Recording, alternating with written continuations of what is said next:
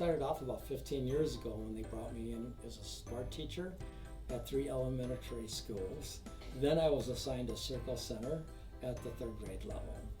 I've been at Yorkville for 18 years in this building as principal secretary. So I've been working at Yorkville for 23 years. I was here from 83 to 91. Then I taught at Lyle for 12 years. And then I came back to Yorkville in 2003 and taught until the present. I've been in the district, this is my 19th year.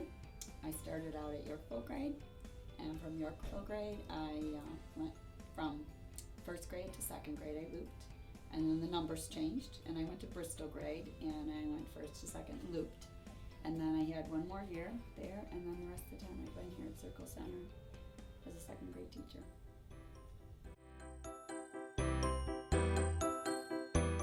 My grandfather was a teacher. He was really kind of my role model of what I wanted to do. And then in 7th grade, I had an amazing 7th grade science teacher. And at that moment, I just went, yeah, that's what I'm going to do. I wanted to be a teacher ever since I was little. I kind of just knew that and would play, teacher with my friends, but always wanted to be the teacher. And so I think just doing that volunteer work in high school just reassured me that that's what I wanted out of my life, and that I just felt like that was my calling. Both my parents were teachers. I think it's just the love of the kids grabbing, learning. I think we can teach that to all our children, whatever level they're at, the I can attitude. I think we need just to show that to our children, no matter where they're coming from or whatever house situations or home backgrounds they have now, that everything is still possible to them. It had to be all the personalities of those K-3 teachers at Bristol Bay and Yorkville grade. It's all those kids just running in saying, here I am, I'm in a new setting, and they just wanted to learn. I was hired on a Friday. I had to be approved by the board on Monday night, and school started Tuesday. Peggy Prince contacted me, who was the guidance counselor at the time, because she knew me from Plano. Told me there was an opening, and then Frank Babbage pursued me relentlessly. So I came here. I had graduated from Yorkville, so it was like coming home. When I came for my interview, it was 102 degrees. As we came down from what was I-5 at the time, it wasn't I-88 yet. As I drove down through there, I brought a friend down with me, and I'm going, it's a cornfield, and I'm like, oh my God, it's a desert. Where are we at? And as we came into town, we came by what was, I think it was red line at the time, and there was a pond. And I went, oh my God, there's water. Oh, thank goodness there's water. And a couple trees. And then we came into town, and there's a river, and there's trees, and I went, okay, there's a chance. There's a chance for this place. I have a couple. I think getting Brian DeBolt to listen to me for landscaping ideas here and planting the little quick fire hydrangeas along the fence line. And just getting through April and May without a nervous breakdown. Knowing that students do come back and saying, you know what, I'm going after my goal. If I was any part of those goals or giving them the skills to go grab them, I feel rewarded. I think the impact I've made on students, I get letters from them later on. I have students that are teaching here now that were my students. I've had, I think last time I counted, I think I was named the most influential educator to 18 different students over the years, and that's why you get into teaching, is so you can make a difference. And so I feel like I've made a difference.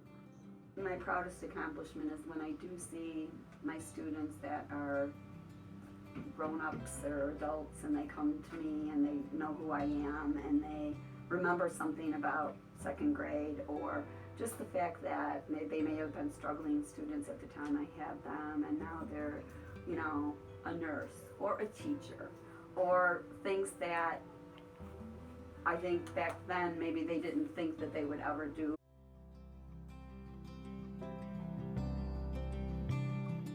I think my kids constantly remind me about just pure tolerance, and that we can't teach it unless we have it. Their perspective. And so sometimes their perspective of things that are going on at home or at school are a lot different than what I see or that another teacher might see. So I think it's really important to look at the child holistically. They forced me to learn, and I wanted to know so I could give them a deeper understanding. Also, you find out people are always capable of more than you think they are. And just enjoy things that I've been putting on the back burner for a long time. I'll be on that fishing boat going to many states. My husband and I have a place in Minocqua, Wisconsin, so I love to kayak, and so I'll be doing a lot of that. I'm gonna do whatever I want when I want. I'm gonna sleep past 5 a.m. Well, we're going to spend more time with the grandkids. My wife obviously is still going to be working, so we're not going anywhere for a while. I'm hoping not to be bored, to be able to do things that paint and read, and I really want to write. My son and daughter-in-law are in the process of adopting a baby, and hopefully that will happen soon, and we'll make travel plans to Texas. In the fall, I'll probably get a part-time job of some kind to keep myself busy and out of trouble. But in addition to that, I'll be doing golfing and fishing and just those kind of things to just keep me out of everybody else's hair.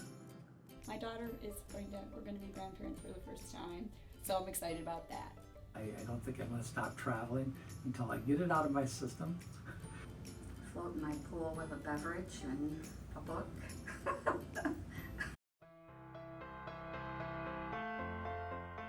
I don't know, just like when you start, if there's ever a time where you're ready, and if there's ever a time where you're really ready to move on to the next part of your life. I think it's saying goodbye to each class every year. That's challenging. Letting go of those close friendships you've built. Working 3 buildings was more than a treat to start in a district that way, because I got to know so many teachers who had their own qualities, and I just wish I could have taught with them another 5 years to learn those and learn from them. So I have to redefine myself when I'm done here. I've done this for 30 years, so I have to figure out who I am, I guess. I'm still being rewarded every year. Still love starting my year, actually, so gonna miss that part. Honestly, it's time. It's time to move on. And it took me a long time to figure that out, but it's time to move on and do something else, or nothing else. It's a wonderful place to work, and I've enjoyed this community much. I hope to return to it often. I'll remember the people, the friendships that I've made. It's a very special place.